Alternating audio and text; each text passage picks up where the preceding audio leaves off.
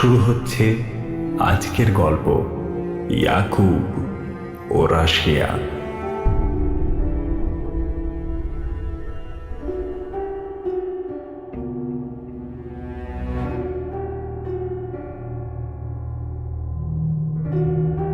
ইয়াকুবকে প্রথমবার দেখেছিলাম সোনারপুর স্টেশনে। বছর 50 হবে। কালো পেটানো লম্বা চেহারা। তার শরীর দেখে বোঝা যেত সারাদিনের কতটা ধকল তাকে বইতে হয়। ঘরমাক্ত শরীরে ভেজা স্যান্ডো গেঞ্জি আর লুঙ্গি পরে রিক্সা নিয়ে দাঁড়াতো স্টেশনের কাছে। সামনের বড় বড় দাঁতগুলো তার মুখের শেষ সৌন্দর্যটুকুও কেড়ে নিয়েছে। তবে ইয়াকুবের শরীরের সব থেকে বৈসাদৃশ্য ছিল তার বাঁ হাতটা। কনুইয়ের পর থেকে সেটা আর নেই। এক হাত দিয়ে রিক্সা চালিয়ে দিব্যি ভাড়া খাটত। যাই হোক, সেবার আমি আর আমার এক বন্ধু অরিত্র গিয়েছিলাম সোনারপুরে বিডিও অফিসের একটা কাজ মেটাতে। অরিত্র এর আগে সোনারপুরে থেকেছে। সে চিনত ইয়াকুবকে। ট্রেনে অরিত্রই ওর কথা তুলল, যেন কোনো বিশেষ জিনিস দেখাবে বলে খুশি খুশি মনে বলল, চল আজ তোকে একজনের সাথে পরিচয় করিয়ে দেব, দারুণ মজা পাবি। আমার মোটা মাথায় মনে হলো নিশ্চয়ই কোনো এক সুন্দরী মেয়ে হবে।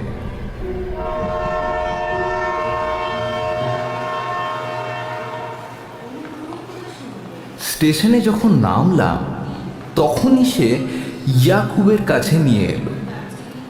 ইয়াকুবের ঘরমাক্ত কাঁধে এসে হাত দিয়ে বলল, কি খবর হে ইয়াকুব? ভালোই চলছে অরিত্রদা, তোমার কি খবর? ইয়াকুবের মধ্যে প্যাসেঞ্জারের প্রতি সেই সম্ভ্রমটা দেখলাম না। সাধারণ ভ্যান রিক্সার মালিক হলে বাবু বলে ডাকত, কিন্তু ইয়াকুব এমনভাবে কথা বলল যেন অরিত্রর অনেক দিনের বন্ধু। ব্যাপারটা ভালো লাগলো না। হাজার হোক, অরিত্র গেজেটেড অফিসার। এক হাত দিয়ে হলেও ইয়াকুবের রিক্সা চালানোর দক্ষতা রয়েছে। বেশ গাড়ি ঘোড়ার পাশ কাটিয়ে চলেছে সে।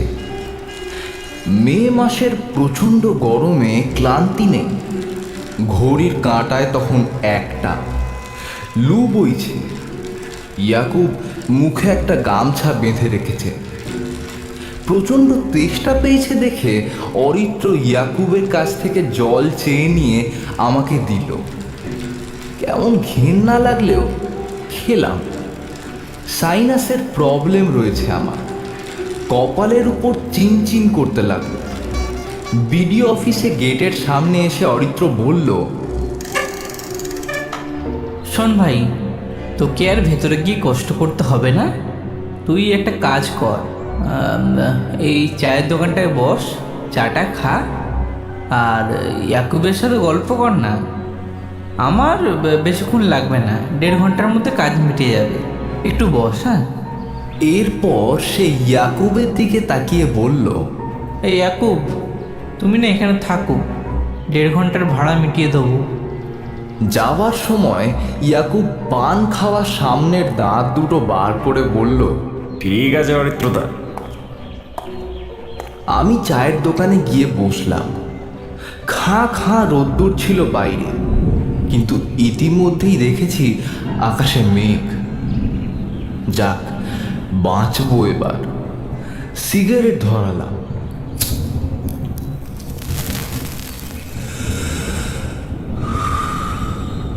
তারপর একটা চা নিয়ে খেতে লাগলাম। আমি ছাড়া আর 2টো ছেলে মোবাইলে কি সব খুটখাট করছিল।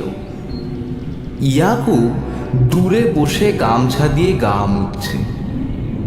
আমার লোকটাকে পছন্দ হয়নি কেন তা কে জানে। এর সাথে আবার কি কথা বলবো। তবে মাঝে মাঝে মনে হচ্ছিল কেন অরিত্র এর কথা বলেছিল। একটা কৌতূহল কাজ করছিল। কৌতূহল নিবারণ হতে বেশি সময় লাগেনি। টিপ টিপ করতে করতে জোরে বৃষ্টি এলো। তৃষ্ণার্ত পৃথিবী যেন একটু প্রাণ ফিরে পেল। সোঁদা গন্ধটাও নাকে পেলাম। কুলকুল শব্দে জল পাশ দিয়ে যেতে লাগলো।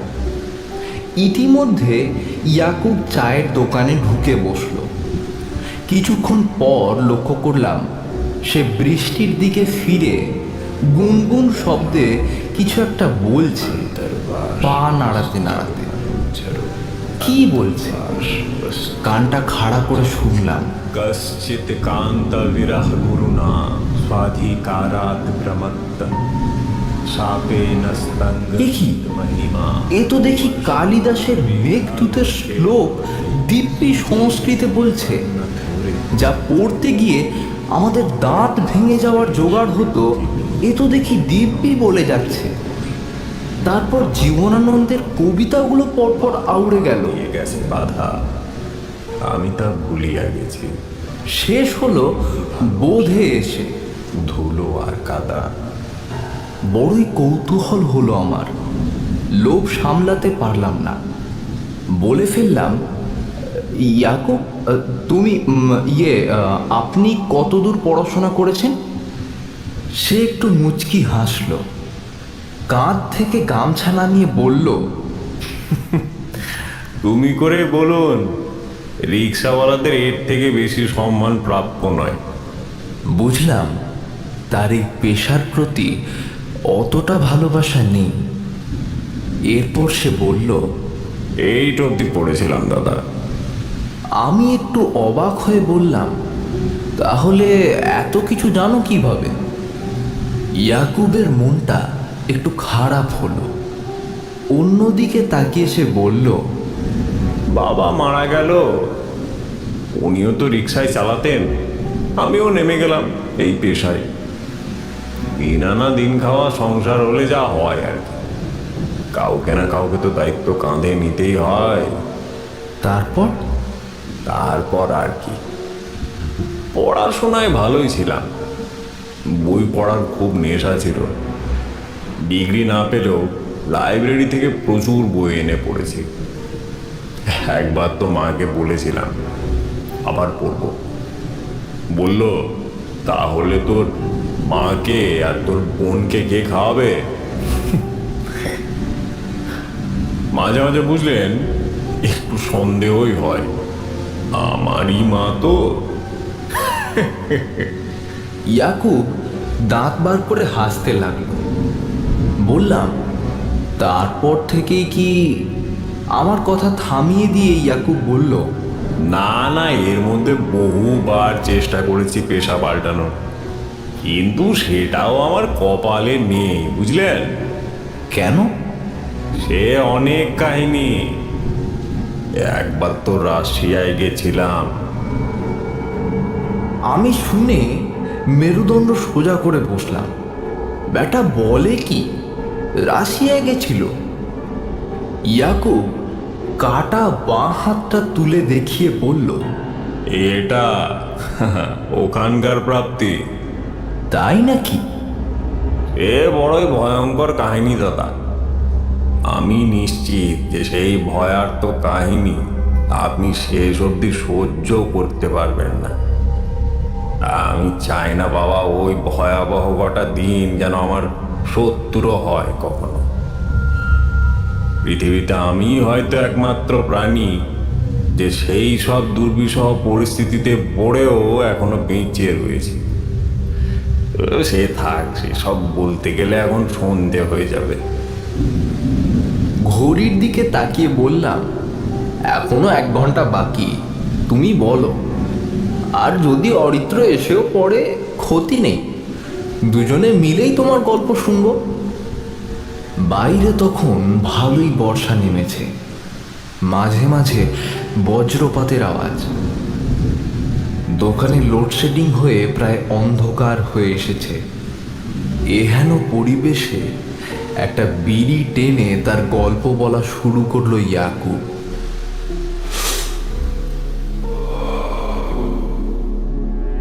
তখন ওই 94 সালটাল হবে। ভ্যান, রিক্সা এসব চালিয়ে সারাদিন ইনকাম করতাম আর বাড়ি ফিরে পড়াশোনা করতাম। প্রচুর বই। এবার এতে জ্ঞান হয়তো আরোহণ হতো, কিন্তু এর একটা খারাপ দিকও রয়েছে। এবার দেখুন, এই সাধারণ ভ্যান রিক্সা ইউনিয়নের আড্ডায় ওখানে তো আমি বেমানান হয়ে যেতে লাগলাম, তাই না? এই শিক্ষা মানুষকে অনেক সময় আলাদাও করে দেয়।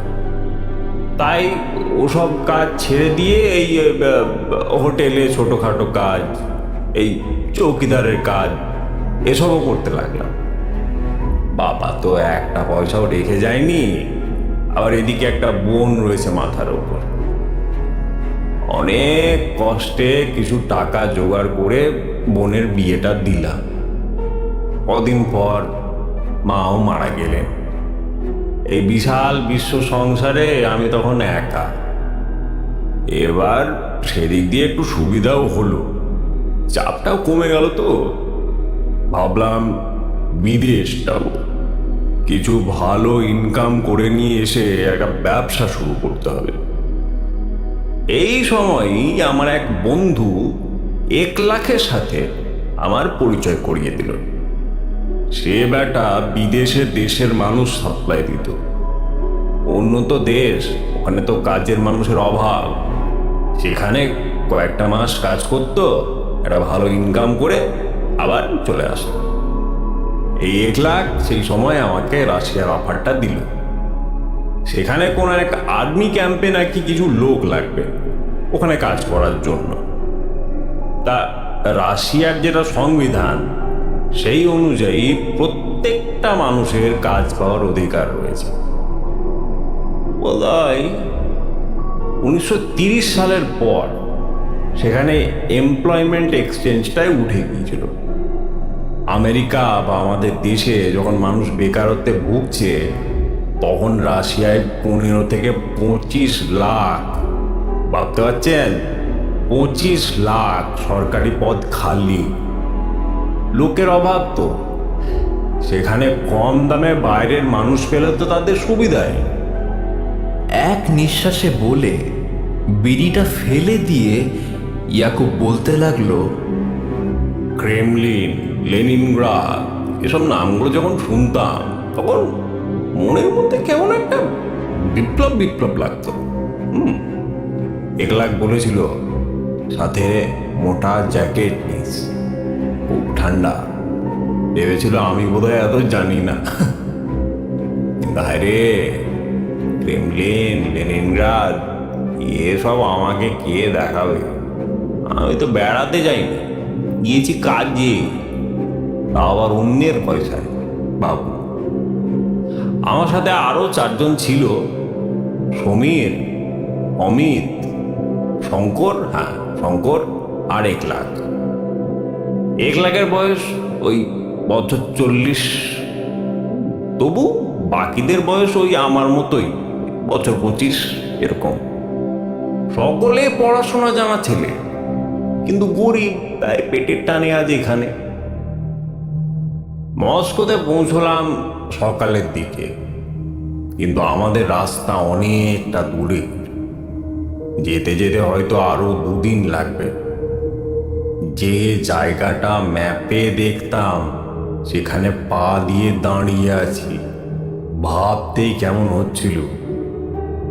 তবে এপ্রিল মাসেও সেখানে কিন্তু আমাদের এই কলকাতার লোকের পক্ষে ঠান্ডাই বটে। পুরনো জ্যাকেটটা গায়ে ভালো করে জড়ালাম। মনে পড়ে গেল সেই 2য় বিশ্বযুদ্ধের কথা। ঠান্ডাতেই তো কুপোকাত হয়েছিল হিটলারের সৈন্যরা। এই রাশিয়া ভাঙার আগে পৃথিবীর অন্যতম শক্তিশালী দেশ ছিল এক সময়। এখনো তার ঠাঁটবাট বজায় আছে। উঁচু উঁচু প্রাচীন বাড়িতে চারিদিক ভর্তি। 1 লাখটা কোথা থেকে একটা পুরনো গাড়ি জোগাড় করলো। ড্রাইভারটি বুঝলাম 1 লাখের পূর্ব পরিচিত। ওর নাম হলো সের্গেই। বেশ চট্টফট্ট, লাল রঙের একটা পশমের জ্যাকেট গায়ে দিয়ে গাড়িটা চালাচ্ছে। ইংরেজিটা ভালোই জানে, সম্ভবত ও আমাদের গায়ে ইংলিশেই বোঝাচ্ছিল রাশিয়ায় কত রকমের ভটকা পাওয়া যায়, সেগুলো আবার খাওয়ার নিয়ম আলাদা, ইত্যাদি ইত্যাদি। আমাদের যেটা গন্তব্যস্থল ছিল সেটা ছিল ভলগা নদীর তীরে সারাটপ বলে একটা জায়গা। তার আগে যাব রেইজান, তারপর পেঞ্জা, সেখান থেকে সারাটপ। পথের ধারে সব সুন্দর অজানা ফুল, সব দেখতে দেখতে চলেছি। এসব ফুল কলকাতার দোকানে দেখেছি, সম্ভবত ওই টিউলিপ জাতীয় কিছু একটা।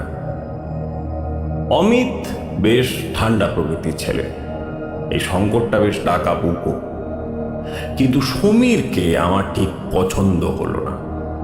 খুব ভালো মানুষে নয়। তা ফুল গাছ, মাঠ এসব শেষ হলো, তারপর দেখা যেতে লাগলো পাইন গাছ। সে যাই হোক, কিন্তু এই মনোরম দৃশ্যের শেষে কি ভয়াবহ একটা সময় অপেক্ষা করছিল সেটা কি আর জানতাম?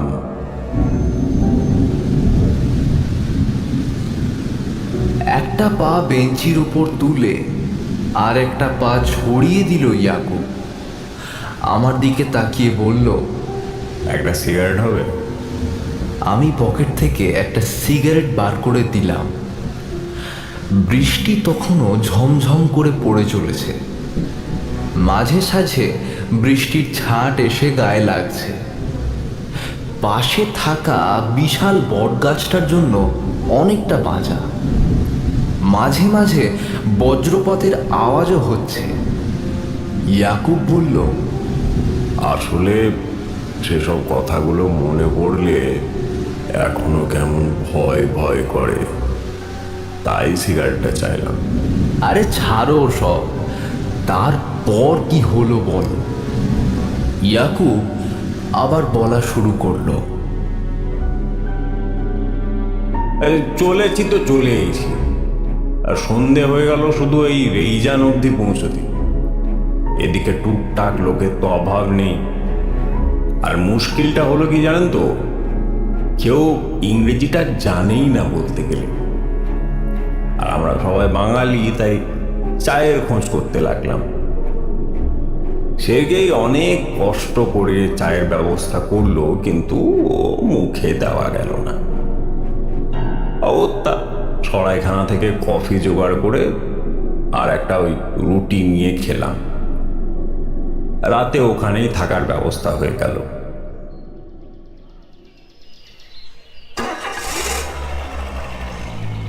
সকালে আবার গাড়িতে বের হলাম। আস্তে আস্তে জনবসতি একদম কমে আসছে। এদিকটা একটু ফাঁকা, মলিন হয়ে যাওয়া সবুজ মাঠ ধু করছে। পেঞ্জায় যখন পৌঁছলাম তখন বিকেল। সের্গেই জানালো এখান থেকে আর 70 কিলোমিটার দূরে হলো সারাটপ, আর তারই 20 কিলোমিটার আগে আমাদের গন্তব্য। অর্থাৎ যেতে হবে প্রায় এখনো 50 কিলোমিটার। এবার দূরত্বটা তো প্রবলেম ছিল না, যেটা প্রবলেম সেটা হলো এই রাস্তাটা। এটা গেছে বনের মধ্য দিয়ে। রাশিয়ায় সন্ধেটা একটু দেরিতেই হয়।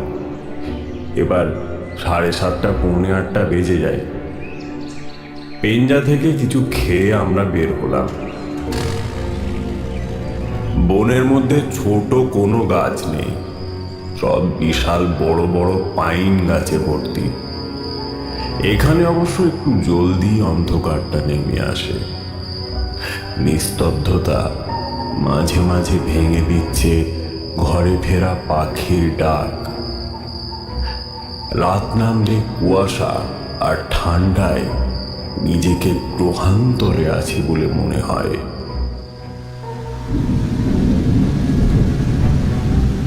আমি একটু অধৈর্য হয়ে বললাম, তারপর জঙ্গলে কিছু হয়েছিল? ইয়াকুব মুচকি হেসে বলল, না না, কিছুই হয়নি। কিছুক্ষণ পর আমরা গন্তব্যস্থলে পৌঁছলাম। একটা আর্মি ক্যাম্প, চারিদিকে বেড়া দেওয়া, আর ভেতরে টাওয়ারও রয়েছে। সেখানে দেখলাম একজন দূরবীন আর আলো নিয়ে বসে রয়েছে। রাশিয়ার সরকার যে কি করতে এখানে ক্যাম্প করলো তা আমার বোধগম্য হলো না। তবে খুব বেশি লোক দেখলাম না ক্যাম্পে। আমাদের সেখানে নামিয়ে সের্গেই চলে গেল।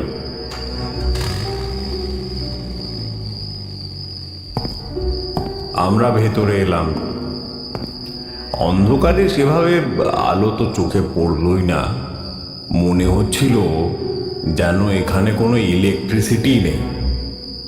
যে কটা আলো জ্বলছিল তা সব তেলের লণ্ঠন। জেনারেটরের ব্যবস্থা নেই দেখে অবাকই হলাম। ওখানে গিয়ে পরিচয় হলো ইভিচের সাথে। সে বেশ হাসি খুশি লোক। ইভিচ ঠিক ইংরাজি জানতো না, ভুলভাল রাশিয়ান মিশিয়ে কথাটা বলত। তবে তার কথা বুঝতে আমাদের খুব একটা অসুবিধে হয়নি। লক্ষ্য করলাম তাদের পোশাক আশাক আধুনিক রাশিয়ান সৈনিকদের মতো নয়। আমাদের একটা ঘরে রাখা হলো। আলমারির মতো কয়েকটা বিছানা আর কম্বল। অমিত, সমীর আর শঙ্কর নিজেদের মতো একটা করে বিছানা নিয়ে নিল। সেখানে একজনকে বসে থাকতে দেখলাম। লণ্ঠনের আলোয় বসে কি একটা খুটখাট করছিল, সম্ভবত কিছু যন্ত্রপাতি। এক বৃদ্ধ ইংরেজ বলে মনে হলো। গায়ে খুব পুরনো একটা পোশাক। হলুদ কুপির আলো তার কাছে যেতেই সে হাত বাড়িয়ে দিল। হাই, আম রবার্ট। পরিচয় করলাম রবার্টের সাথে। ওর বয়স প্রায় 65-র কাছাকাছি তো হবে। ওর চোখে একটা চশমাও রয়েছে। পরদিন ইভিচ আমাদের কাজ আমাদেরকে বুঝিয়ে দিল। আমাকে আর সমীরকে রান্নার দেখাশোনার কাজ দেওয়া হলো। শঙ্কর আর অমিত ওরা বাইরের সব কিছু পরিষ্কার করা, রাত্রে পাহারা দেওয়া, এই সব কাজ করবে।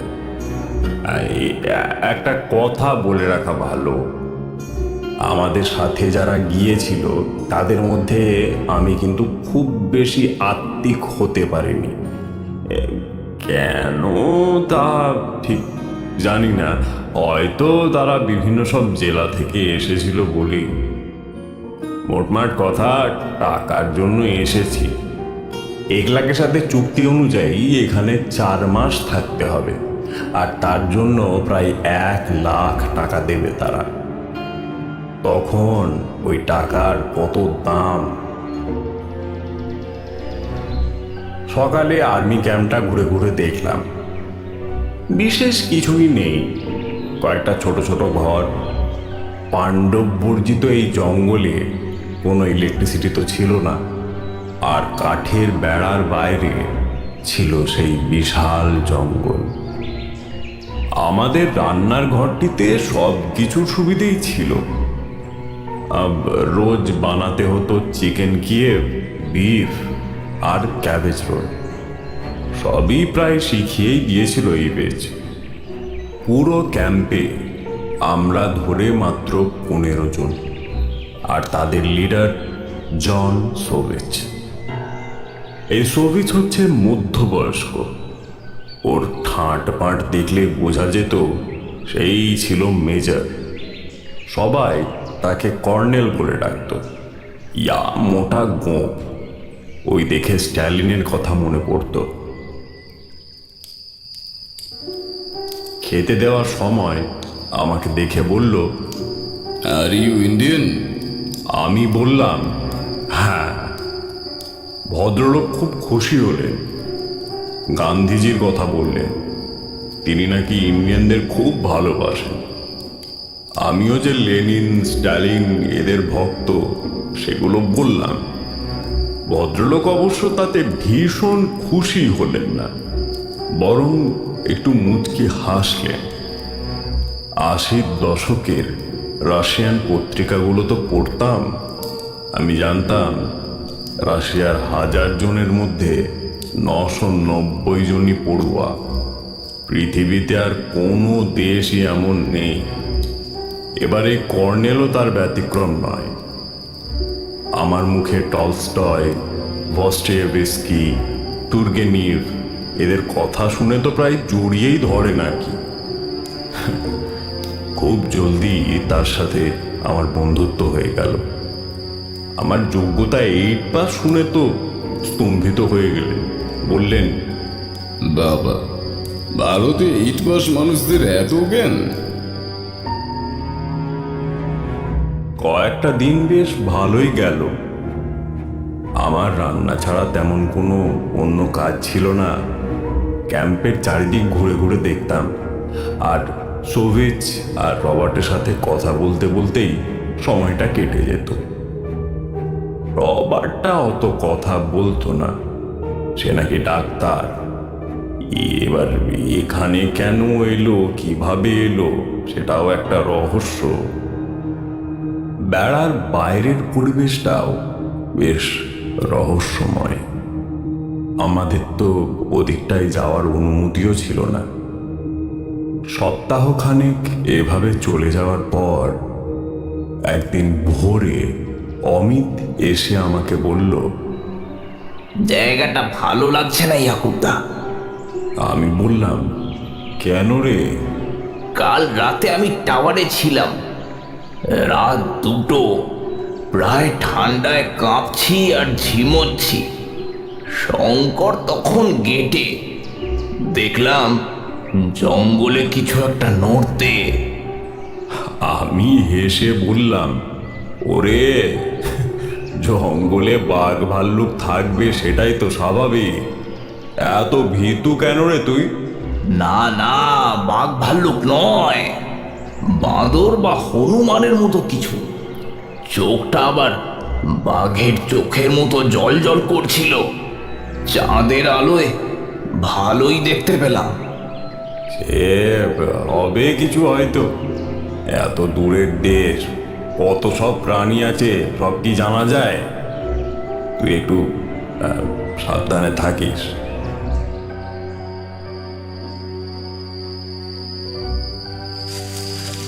পরদিন রাতে খচর মচর কিছু শব্দ শুনে আমার ঘুমটা গেল ভেঙে।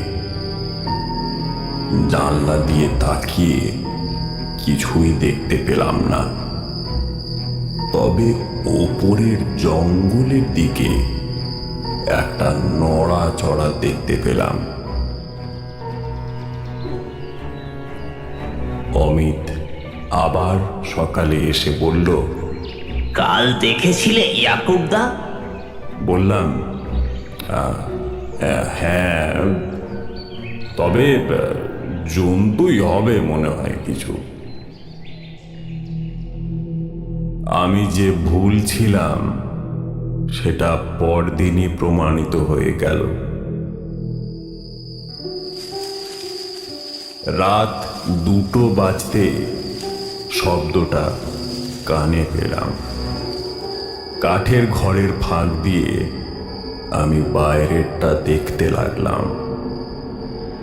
আজকে পূর্ণিমা, সব কিছুই বাইরে দিনের মতন।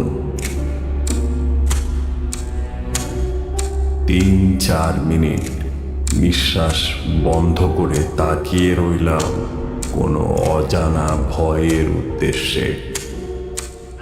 পাশে হঠাৎ নিঃশ্বাসের শব্দ পেয়ে চমকে উঠলাম। রবার্ট উঠে এসেছে। ওর হাতে একটা রাইফেল। আমাকে বিড়বিড় করে বলল, He's coming, he's coming.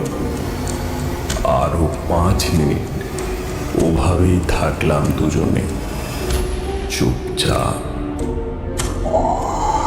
হঠাৎ একটা ভয়ঙ্কর চিৎকার করতে করতে ক্যাম্পের মধ্যে কিছু একটা ঢুকে গেল, অনেকটা অনেকটা বাঁদরের মতন। শঙ্করের ওপর ঝাঁপিয়ে পড়ে তার ধারালো নখ দিয়ে শঙ্করের বুক বরাবর চিড়ে ফেলল। আর তার মুখটা সেখানে দিয়ে চুষে রক্ত খেতে লাগলো শঙ্করের। চোখের পলকে এত কিছু ঘটে যাওয়ায় আমার হৃদকম্প প্রায় আটকে গেল। রবার্ট আর অন্যান্য মিলিটারিরা বন্দুক নিয়ে ছুটে গিয়ে গুলি ছুঁড়তে লাগলো। আমি তখন ভয়ে মেঝেতে বসে পড়েছি। কি ছিল ওটা? রাইফেল হাতে দ্রুত ছুটে চলেছে সবিজ। মুহুর্মুহু গুলি চলেছে জন্তুটির ওপর, কিন্তু তার কোনো ভ্রুক্ষেপ নেই। সে আপন মনে খেয়ে চলেছে শঙ্করের শরীরের ওই কাঁচা মাংস। আলোর ঝলকানির মধ্যেই দেখলাম সফিচের একটা গুলিতে জন্তুটির মাথার গুলি উড়ে গেল।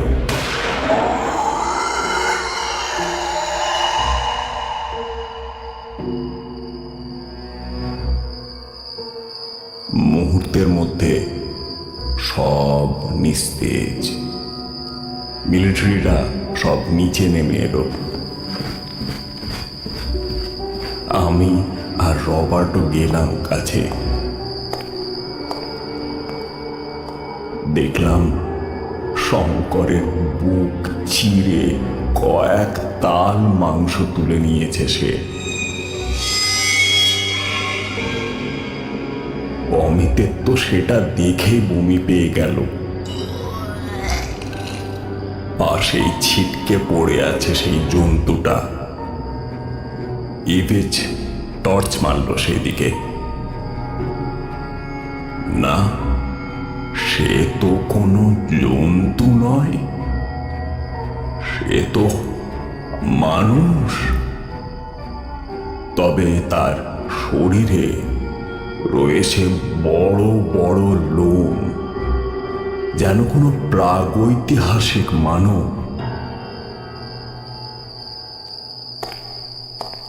রবার্ট এগিয়ে গেল তার দিকে, দুজনকে নির্দেশ দিল ওই জন্তুটাকে নিয়ে আসার জন্য। সম্ভবত সে কোনো পরীক্ষার কাজে লাগাবে সেটাকে। তবে এই কর্নেলকে দেখে আমার মনে হলো যেন তার কাছে এসব কোনো নতুন ব্যাপারই নয়। বাকি রাতটুকু আর ঘুম এলো না। চাঁদের আলো ঘরে এসে পড়েছে। এপাশ ওপাশ করছি। পাটা বালিশের ওপর তুলে বসলাম। সমীর দিব্যি ঘুমোচ্ছে। রবার্ট দেখি বাইরের দিকে তাকিয়ে। কোন মৃত্যুদূতের অপেক্ষায় আছে ও? হঠাৎ নিস্তব্ধতা ভেঙে আমাকে বলল, জ্যাকব, তুমি জানতে চেয়েছিলে না আমি এখানে কেন এসেছি? আমি সম্মতি সূচকভাবে মাথা নাড়ালাম। This is why I'm here. আমার এক রাশিয়ান বন্ধুর কাছ থেকে এই নরখাদকদের সন্ধান পায়। রাশিয়ান গভর্নমেন্টের কাছেও এর কোনো উত্তর ছিল না, কোনো বৈজ্ঞানিক পরীক্ষাও হয়নি। I'm 65 years old, Yakub. জীবনে তেমন কিছুই করতে পারলাম না, তাই I really want to solve this mystery. কিন্তু এরা তো মানুষ। Yes, মানুষ, বাট পাখিদের মধ্যেও যেমন বিভিন্ন প্রজাতি থাকতে পারে, মানুষের মধ্যেও তো থাকতে পারে। যেমন কিছু পাখি হিংস্র হয়, আমাদের মধ্যেও কেন থাকবে না?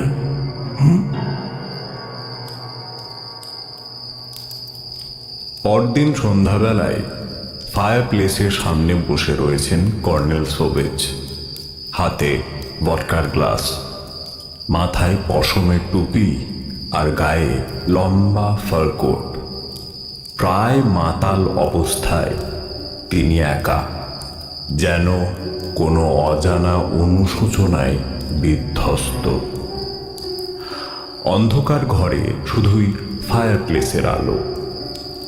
আমি কাছে গিয়ে বললাম, কর্নেল, এবার উঠুন, অনেক খেয়েছেন তো। পাপ পাপ বুঝলে, পাপ।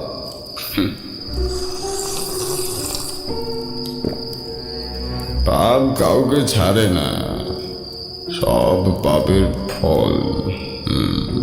হাত ধরে তুলতে গেলাম তাকে, কিন্তু হাতটা সরিয়ে দিয়ে বললেন,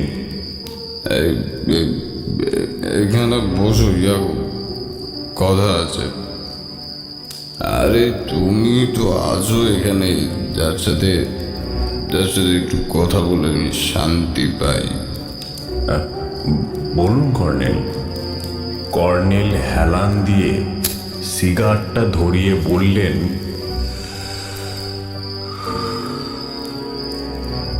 জানো আমি কে? না কর্নেল। হোয়াইট আর্মির নাম শুনেছো? না কর্নেল। না জানারই কথা। ইতিহাসে কত যুদ্ধ প্রতিদিন হয়ে যাচ্ছে, তার কটা খবরই বা আমরা রাখি। যে যুদ্ধে রাজা মরেছে, নেতারা ভুগেছে, তার কথাই মনে রাখি। কিন্তু সমাজের নিচের তলাতেও যুদ্ধ চলছে সব সময়। রাশিয়ার রাজতন্ত্র শেষ হয়ে গেছে অনেক আগেই। লেনিনের বলশেভিক দলের উত্থান হয়েছে তখন, এদিকে হোয়াইট আর্মিরও উত্থান শুরু হয় সেই সময়ে।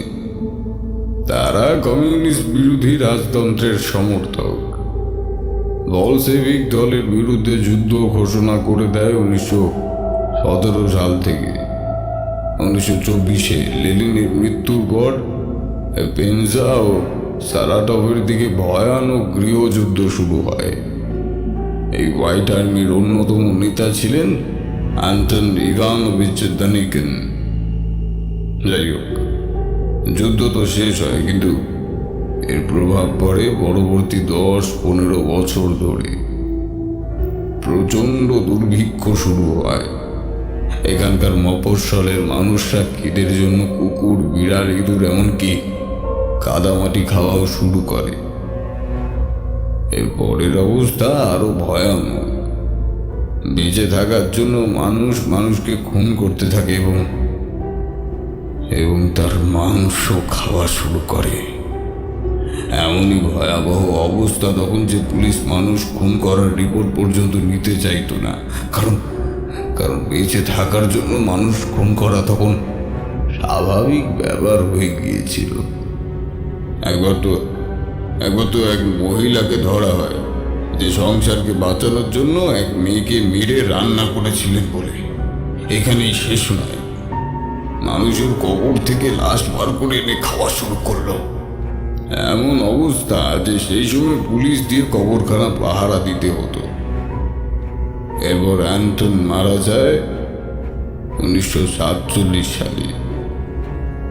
তার মেয়ে ছিল মারিনা দানিকিনা, যিনি হলেন আমার মা।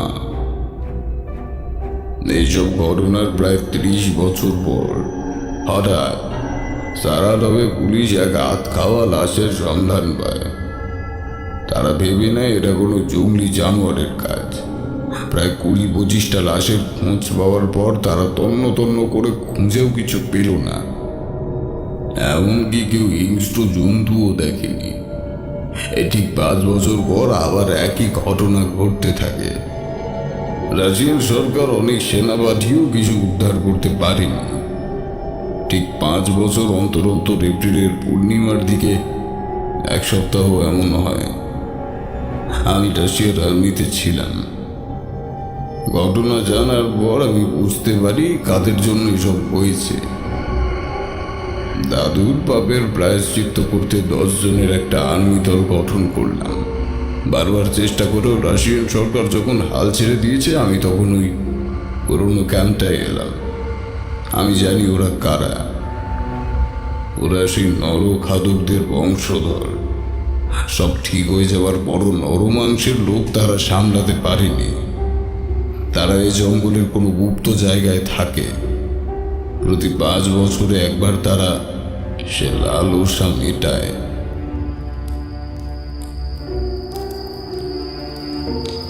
সব শোনার পর আমি কিছুক্ষণ স্তম্ভিত হয়ে বসে থাকলাম। বললাম, কর্নেল, আমি আমি চলে যেতে চাই। কর্নেল মুচকি হেসে ফায়ার প্লেসের দিকে তাকিয়ে বললেন, কোথায় যাবে ইয়াকুব? সবাই তোমার জন্য তো ওত পেতে বসে আছে। আমি ভয়ে ঢোক গিললাম। এমন ভয় আমি জীবনে কোনো দিন পাইনি। মৃত্যু নিয়ে কোনোদিনও ভয় পাইনি আমি।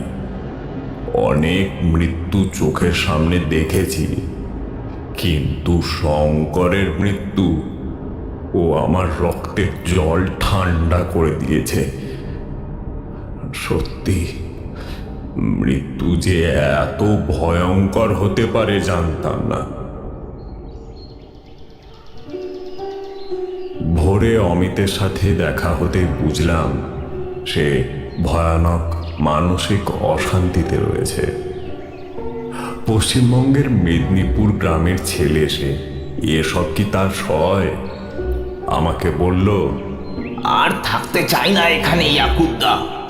তুমি তো কর্নেলকে ভালো চেনো, বলো আমাদেরকে ছেড়ে দিতে।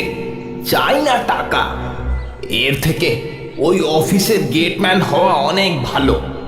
কম টাকা পেলেও শান্তি ছিল। হুফ, কি কুক্ষণে যে এলাম। ভগবান ঠিক শাস্তি দিয়েছে আমাকে, বুঝিয়েছে টাকাই সব নয়। আজও আজও আমি বনের মধ্যে লড়তে দেখেছি। আর পারছি না ইয়াকুবদা, প্রচন্ড ভয় লাগছে।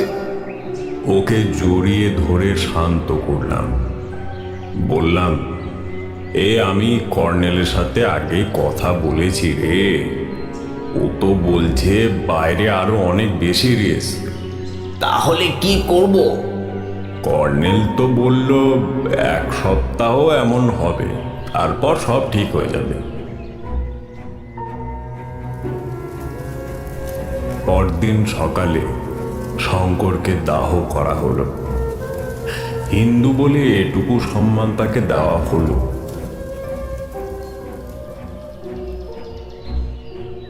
বিকালে রবার্টের সাথে দেখা হলো। ও সেই নরখাদকের ময়না তদন্ত করেছে।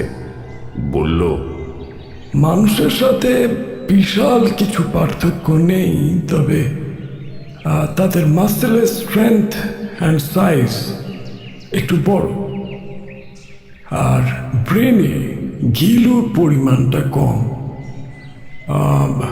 বলতে পারো they're a little stupid.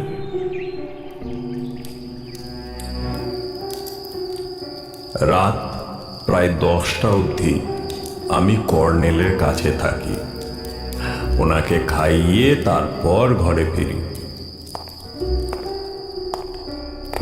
ঘাসের ওপর দিয়ে আমি আসছি, এমন সময় সেই খচর মচর শব্দ পেলাম।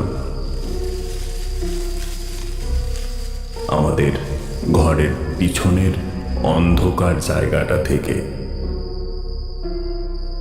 আমার শরীরের রক্ত আবার হিম হয়ে গেল। ভয়ে ভয়ে টর্চটা ওই দিকে মারতেই সে আমার দিকে তাকালো। বৃহৎ জলজলে চোখে বিরক্তি আর রাগের ছাপ, আর মুখে লেগে আছে রক্ত।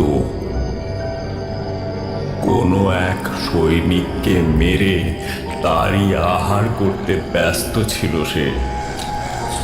আমি ভয়ে ঘরের দিকে দৌড়লাম আর ঢুকেই ছিটকিনি আটকে দিলাম। কি দেখলাম আমি নাস্তিক, কিন্তু সেদিন আমার মনে হলো এই ভয়ের হাত থেকে যেন কোনো ঈশ্বর এসে আমাকে বাঁচান। ভেবেছিলাম এই রাত্রের মতো কাহিনী ওখানেই শেষ, কিন্তু আমি ভুল ছিলাম। বাকি রাত্রি যা হলো তার জন্য আমি মোটেই প্রস্তুত ছিলাম না।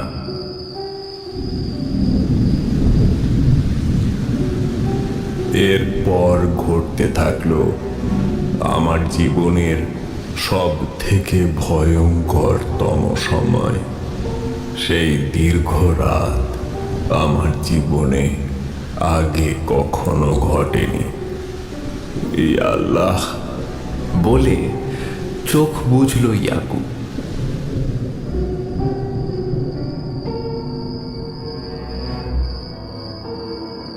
ঘরে আসার পরেও ওই খচর খচর আওয়াজটা শুনছিলাম, অর্থাৎ এখনো সে নরম মাংস ছিঁড়ে ছিঁড়ে খাচ্ছে। এ অবস্থায় ঘুম আসে কোনো প্রাণীর? রবার্ট দেখলাম বিছানায় বসে, সমীর যথারীতি ঘুমোচ্ছে।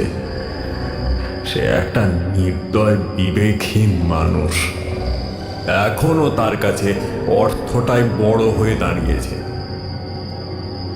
রাত তখন একটা।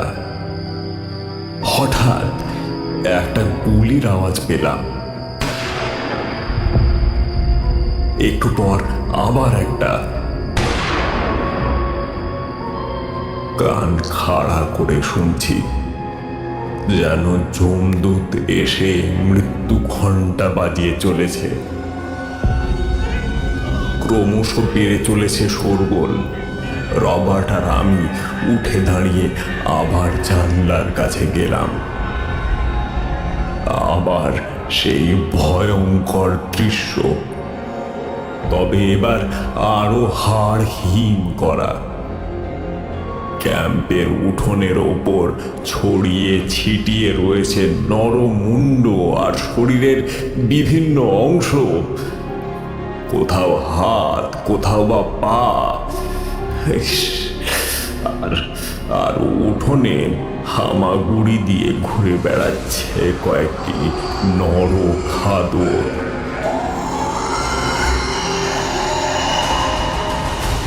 চাঁদের আলোয় পরিষ্কার দেখতে পেলাম একজন মহিলা রয়েছে তাদের মধ্যে।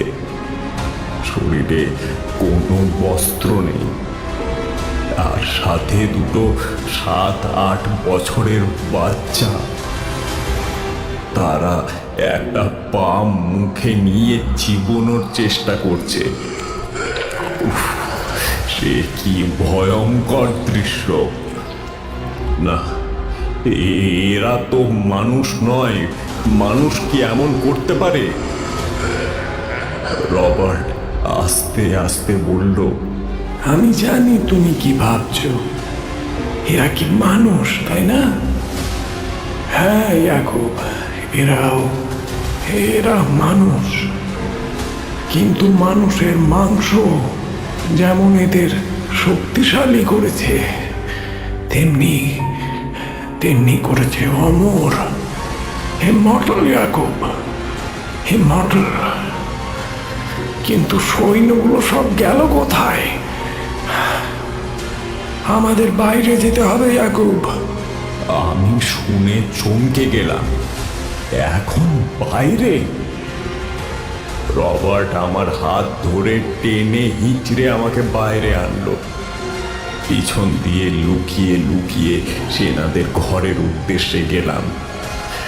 আমার থেকে কয়েক হাত দূরে তারা মহানন্দে নরভোজন চালাচ্ছে।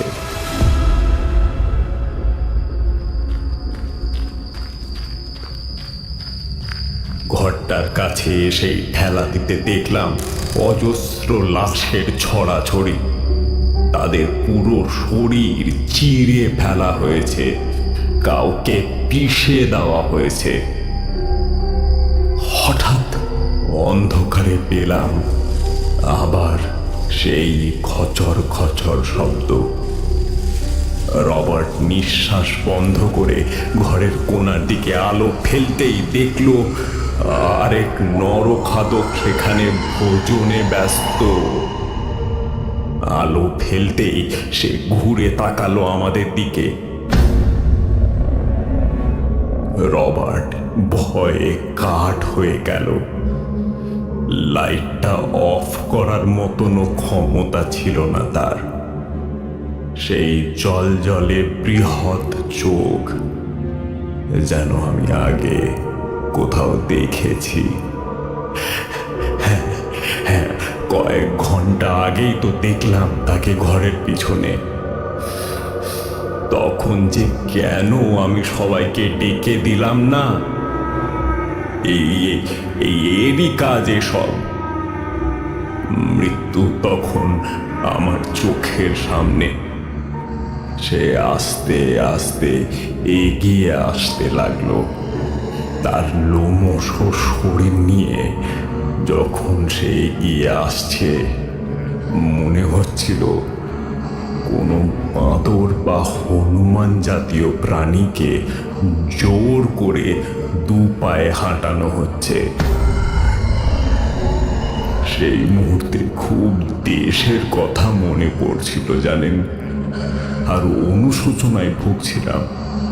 এই জীবনের মূল্য যে কি তা ওই কয়েক সেকেন্ডে আমি বুঝে গিয়েছিলাম।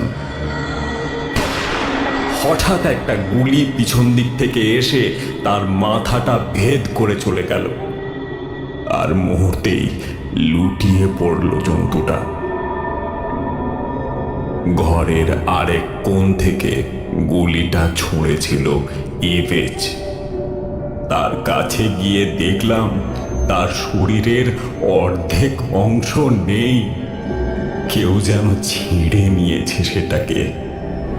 এভেজ আমার দিকে অদ্ভুতভাবে তাকিয়ে রইল। সেই দৃষ্টি আমি আজও ভুলতে পারিনি। এখনো স্বপ্নে দেখি আমি। রাইফেলটা নামিয়ে এভেজ কোনো রকমে বলল, আধ ঘন্টা আগেই নরখাদকগুলো ঘরের দরজা ভেঙে ঢুকেছিল। যখন যখন সৈনিকরা খাওয়া দাওয়া করতে ব্যস্ত ছিল, কে জানতো এই নরকের কীটগুলোর গায়ে এত জোর। কিছু বুঝে ওঠার আগেই খুব দ্রুত সব শেষ হয়ে গেল। তোমরা পালাও ইয়াকুব, তোমরা পালাও। আমরা যা ভেবেছিলাম তার থেকে অনেক বেশি শক্তিশালী। আমি জিজ্ঞাসা করলাম, এভেজ অমিত কোথায়? অমিত সে তো পাহাড়ায় ছিল। আমার হঠাৎ মনে হলো ক্যাম্পের বাইরে সেই ছড়ানো ছিটানো দেহগুলো কি অমিতের? আমার গলা শুকিয়ে গেল। দরজার বাইরে তাকিয়ে দেখলাম সেই নরখাতক মা আর তার সন্তানরা দিব্যি নরভোজনে ব্যস্ত। যেন বহু বছরের খিদে তারা জমিয়ে রেখেছিল। সোভিচ বলেছিল তারা 5 বছর অন্তর বের হয়। তবে কি এটা 5 বছরের খিদে? কর্নেলের কথা মনে আসতেই আমার মেরুদণ্ড সোজা হয়ে গেল। কর্নেল বেঁচে আছেন তো? রবার্ট ইভিচকে বাঁচানোর ব্যর্থ চেষ্টা করতে লাগলো, কিন্তু একটু পরেই সে মৃত্যুর কোলে ঢলে পড়ল। অন্ধকার রক্ত মাখা অভিশপ্ত ওই ঘর থেকে বেরিয়ে এলাম। রবার্টকে বললাম, এই তুমি সমীরকে গিয়ে ডেকে আনো, আমি কর্নেলকে বের করে আনছি। রবার্ট ইংরেজ, আমাদের ভেতো বাঙালির থেকে সে অনেক বেশি শক্তিশালী ছিল। ঢ্যাঙা শরীর নিয়ে সে আস্তে আস্তে ঘরের পিছন দিকে চলে গেল, আর আমিও পা টিপে টিপে কর্নেলের ঘরের সামনে গিয়ে টোকা দিলাম। কর্নেল, কর্নেল শুনতে পাচ্ছেন? কর্নেল! বেশিক্ষণ ডাকতে হলো না, কর্নেল দরজা খুলে দিল। আমি তখন প্রচন্ড উত্তেজিত। কর্নেলের মুখে তখন পাইপ, গায়ে সেই ফারকোট আর মাথায় পশমের টুপি। আমি ছটফটিয়ে বললাম, কর্নেল চলুন, পালাতে হবে। কর্নেল ভাবলেশহীন ভাবে আমার দিকে তাকালো, বলল, সব কি শেষ হয়ে গেছে ইয়াকুব? আমি মাথা নিচু করে বললাম, হ্যাঁ কর্নেল, এবার আমাদের পালাতে হবে। পাইপটা হাতে নিয়ে কর্নেল বলল, তোমরা যাও, আমাকে থাকতে হবে। না না প্লিজ কর্নেল, আপনি চলুন। কর্নেল দেওয়ালের দিকে তাকিয়ে বলল, না, আমার এখনো অনেক কাজ বাকি আছে ইয়াকুব। আমি কাছে গিয়ে হাত দুটো জড়িয়ে ধরে বললাম, না প্লিজ কর্নেল, আপনি চলুন, এভাবে আপনাকে রাখা যাবে না, আপনি চলুন। কর্নেল বিরক্ত হয়ে হাতটা ছাড়িয়ে নিয়ে বলল, যাও তো, আমাকে একা থাকতে দাও। কর্নেলকে এমন খারাপ ব্যবহার করতে আমি এর আগে দেখিনি, কিন্তু এ কি, হাতটা এমন চটচট করে কেন? ফায়ার প্লেসের আগুনের আলোয় আমি দেখলাম সেটা রক্ত। কর্নেলের হাতে কি তবে রক্ত ছিল? কর্নেল, এ কি হয়েছে আপনার? আপনার কোথাও আঘাত লেগেছে? কে মারলো আপনাকে? কেউ না। আমি অবাক হয়ে গেলাম কর্নেলের হাবভাবে। বললাম, কর্নেল আপনি চলুন, আর দেরি করা যাবে না।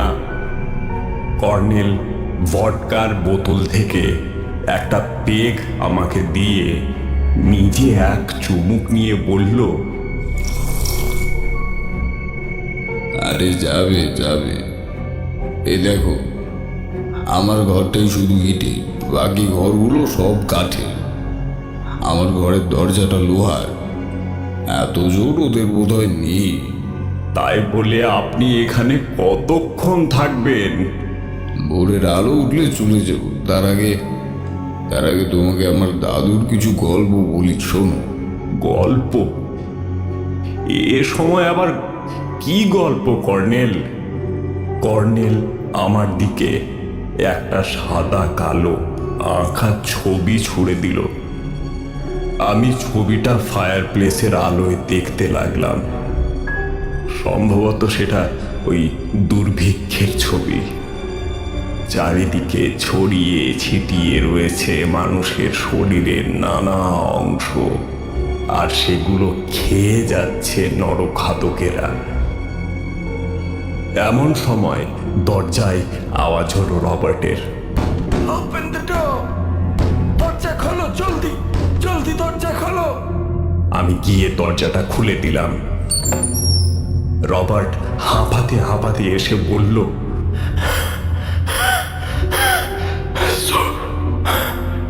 সমীর সমীর নেই। He is no more. আমি ধপ করে মেঝেতে বসে পড়লাম। আমরা যারা এদেশ থেকে এসেছিলাম তাদের মধ্যে শুধু বেঁচে আছি আমি। অমিত, সমীর দুজনেই নিখোঁজ।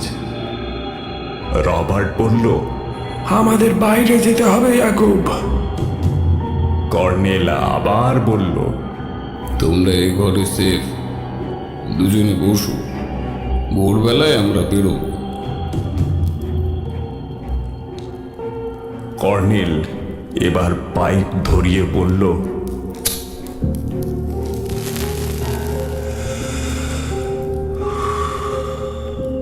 তো যেটা বলছিলাম আর কি, এই ছবিটা আমাকে দাদু দেখিয়েছিলেন। তিনি সেই সময় অনেক খোঁজ নিয়ে জানতে পারেন সব ঠিক হওয়ার পরও সেসব নরখাদকরা সভ্য সমাজে ফেরেনি, হয়তো লজ্জায় বা খাদ্যাভ্যাস পাল্টে যাওয়ায়। তারা বনের মধ্যে নানা বুনো ওষুধ করে খাওয়া শুরু করলো, কিন্তু 5 বছর পর তারা আর নিজেদের ধরে রাখতে পারতো না, ঠিক চলে আসতো মানুষ খেতে। দ্বিতীয় বিশ্বযুদ্ধের পর দাদু 2-3 বছর বেঁচে ছিলেন। তখন তিনি এই জায়গার কৌতূহলবশত অনুসন্ধান চালান ম্যান ইটাররা এখন কেমন অবস্থায় আছে জানতে।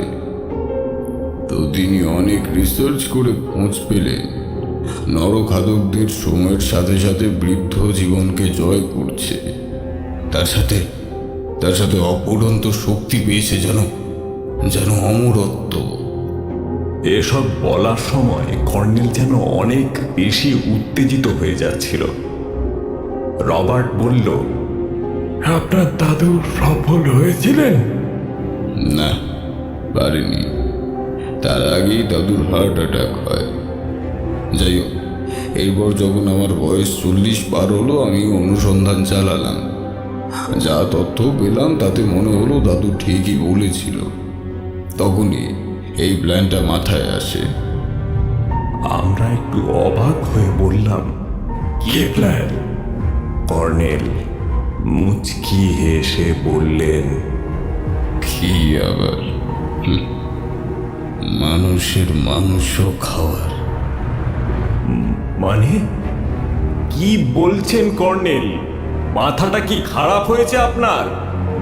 কর্নেল একটু লজ্জিত ভাবে বলল, আরে ভয় পেও না, প্রায় 10 বছর ধরে প্ল্যান করে রাশিয়ান সরকারকে বুঝিয়ে এখানে আসার ব্যবস্থা করি।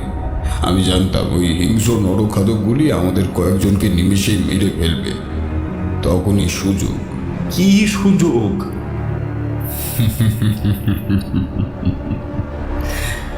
মানুষ খেয়ে নরখাদকদের নামে দোষ দিয়ে দেওয়া। কাল পুলিশ এসে ভাববে তারা এইসব করেছে। কর্নেলের চোখ চিকচিক করতে লাগলো। রবার্ট পাশে রেখে দেওয়া বন্দুকটা নিঃশব্দে মুঠো করে ধরল। গলাটা শুকিয়ে কাঠ হয়ে গেল। হঠাৎ কর্নেল রবার্টের হাত থেকে এক হ্যাচকায় বন্দুকটা কেড়ে নিয়ে বলল, আরে তোমরা ভয় কেন পাচ্ছ? এই তোমাদের কাউকে তো মারবো না। আমি আগেই জোগাড় করে রেখেছি। এই বলেই নিচ থেকে একটা কাঁটা হাত টেবিলের উপর রাখলো। টর্চ মেরে আঙুলের আংটিটা দেখে চমকে উঠলাম। এ তো সমীরের। দুজনেই ঘেন্নায় আর ভয়ে নিজের এক কোণে গিয়ে বসে পড়লাম। টর্চ মেরে দেখলাম সমীরের মৃতদেহটা নিচে পড়ে রয়েছে। সেই রাতের মতো ভয়ঙ্কর রাত নরকেও দেখা সম্ভব নয়। কর্নেল চেয়ারে বসে বসে হাতটা ছিঁড়ে ছিঁড়ে খাচ্ছেন আর বলছেন, ইয়াকুব আর রবার্ট, তোমরা খেতে পারো। এই সুযোগ আর পাবে না। কেউ তোমাদের কিচ্ছু বলবে না, কোনো শাস্তিও পাবে না। উল্টে লাভ করবে এক ঐশ্বরিক শক্তি, এক ঐশ্বরিক শক্তি।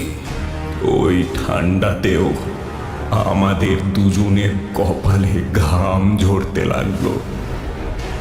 একটা সাধারণ মানুষ কিভাবে নরখাদক হয়ে যায় সেটা আমরা চোখের সামনে দেখতে পাচ্ছি। যদিও সে ডাক্তার, তবু রবার্ট ঘরের পাশেই বমি করে দিল। এরপর অন্ধকারে অস্ত্রের কয়েকটা পোঁচ দিয়ে পাটা কেটে আনলো কর্নেল। বলল, জানি জানি ও তোমার দেশের মানুষ, কিন্তু ছেলেটা তো অত ভালো না, তাই না? আমি তোমার দেশের না, তাও একটা ভালো বন্ধু পেলে বলো, কি ভালো না?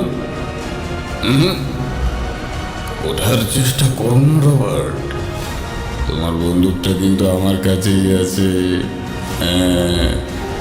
উফ, সেই ভয়ানক রাত! প্রত্যেকটা সেকেন্ড মনে হচ্ছিল একটা যুগ। রবার্ট চোখ বন্ধ করে বসে রয়েছে, আর কর্নেল প্রায় 2 ঘন্টা ধরে খুবলে খুবলে খেতে থাকলো সমীরের দেহটা। ওর সারা মুখে রক্ত লেগে। আমার জায়গায় অন্য কেউ থাকলে সে নিশ্চিত পাগল হয়ে যেত। এমন সময় আমাদের মাথার ঠিক ওপরের জানলাটা থেকে আমি এই খচর মচর শব্দটা পেলাম। এমন একটা ভয়ানক সময়ের মধ্যে ছিলাম আমরা তখন, যে আমাদের মধ্যে আর মৃত্যু ভয় ছিল না। কর্নেল তখন পাগলের মতো খেতে ব্যস্ত। আমি নিচু হয়ে চুপি চুপি দরজাটা খুলে দিলাম, আর হঠাৎ সেই জন্তুটা আমার সামনে এসে পড়ল।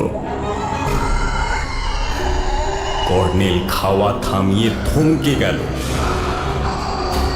বুঝলাম মৃত্যু এসে গেছে, কিন্তু গত কয়েক ঘন্টায় যা যা ঘটে গিয়েছিল তাতে মনে হচ্ছিল মৃত্যু আর ভয়ের জিনিস নয়, শান্তির জিনিস।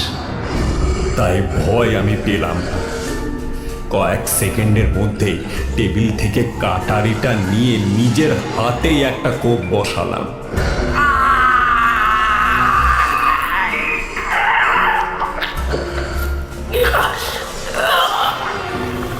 আর আমার কাটা বাঁ হাতটা আমি ছুঁড়ে দিলাম কর্নেলের দিকে। কর্নেলের ওপর ঝাঁপিয়ে পড়ল সেই নরখাদক। কর্নেল চিৎকার করতে থাকলো, আমিও মানুষ খেয়েছি, হারাতে পারবি না আমাকে, পারবি না। জন্তুটা কর্নেলের গলাটা কামড়ে ধরল, ঠিক যেন বুনো জন্তুর মতন। কর্নেল ধস্তাধস্তি করতে লাগলো, আর এদিকে আমি আর রবার্ট পেরিয়ে ছুট।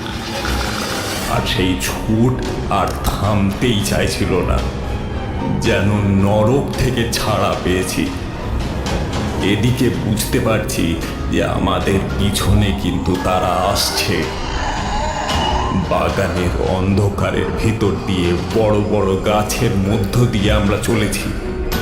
দূরে পাহাড়ে চাঁদের আলো পড়েছে, আর চারিদিক থেকে শোনা যাচ্ছে হায়নার নেকড়ের ডাক।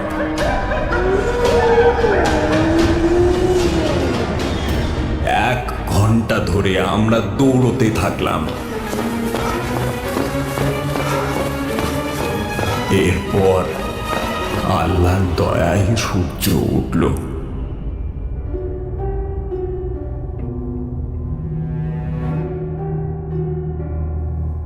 আমাদের গন্তব্য ছিল সারাটভ।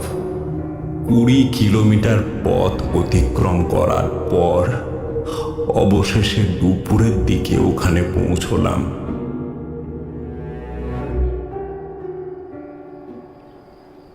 বড় নিঃশ্বাস ফেলল ইয়াকুব। আমি অবাক হয়ে ওর মুখপানে চেয়ে আছি। কখন যে বৃষ্টি থেমে গেছে খেয়াল নেই। 1 মিনিট গেল, দুজনেই চুপচাপ। তারপর বললাম, রবার্টের সাথে তোমার আর কথা হয় না ইয়াকুব? হয়েছিল কয়েক মাস, তারপর নাকি কোটার্স ডিলিউশনে ভুগছিল। সেটা আবার কি? নিজেকে মৃত ভাবা, অদ্ভুত এক রোগ। জানি না ওখান থেকেই হয়েছিল কিনা। এই ঘটনার বছর 5 পর সে মারা যায়। আমি আর জীবনে টাকার পিছনে কখনো ছুটিনি, যা আছে তাতেই সুখী। তবে জীবন বড়ই দুর্মূল্য বস্তু, বুঝলেন? যে ফিরে পায় সেই বোঝে। কিছুক্ষণ পর অরিত্র চলে এলো। আধ ঘন্টা পর ইয়াকুবকে বিদায় দিলাম।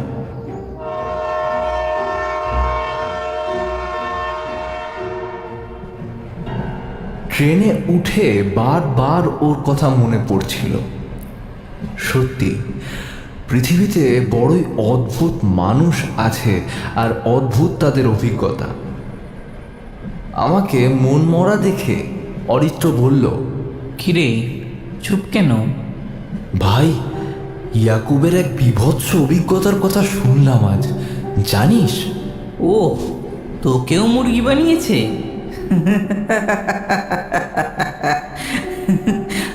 আমাকেও বানিয়েছিল প্রথমবার। আমি অবাক হয়ে অরিত্রর মুখের দিকে চেয়ে রইলাম। তো কিসের গল্প শোনালো? রাশিয়া। আমাকে নরওয়ে শুনিয়েছিল। তবে ছোকরা বেশ দারুণ গল্প বলে। কিন্তু কিন্তু ওর কাটা হাতটা? ওটা তো 10 বছর আগে একটা অ্যাক্সিডেন্টে বেচারার হাত কেটে গিয়েছিল। আমি বোকা বনে গিয়েও মুচকি হাসলাম তার জন্য। সত্যি ইয়াকুব, তোমাকে সেলাম। সত্যি মানুষ কত অদ্ভুত হয়।